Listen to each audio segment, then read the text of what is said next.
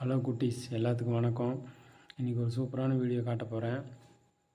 மறக்காமல் குட்டீஸ் மட்டும் பார்க்குறவங்க கண்டிப்பாக சப்ஸ்கிரைப் பண்ணிடுங்க. இன்றைக்கி ஒரு மாட்டை பற்றின வீடியோ தான் பார்க்க போகிறீங்க. மாடு வந்து கிருஷ்ண பரமாத்மா தான் அந்த மாடு.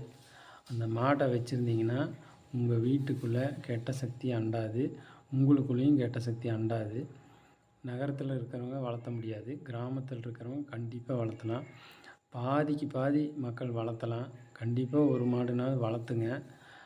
அது வளர்த்துனா தான் நீங்கள் உங்கள் குடும்பத்தில் உங்கள் குழந்தைங்களாம் நல்லா படிக்கும், உங்களுக்கும் எந்த நோயும் வராது. அப்படி கெட்ட சக்திகள் வந்துச்சுனாலும் அந்த மாடு வந்து உங்களை காப்பாற்றிடும்.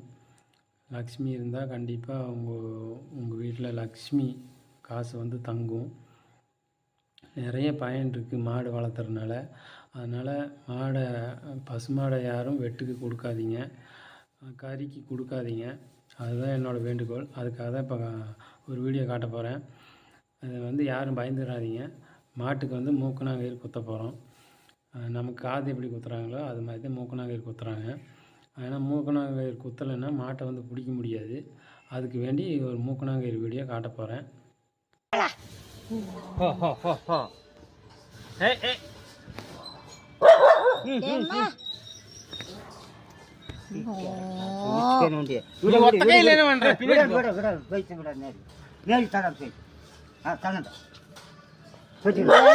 அது இது விடவுனே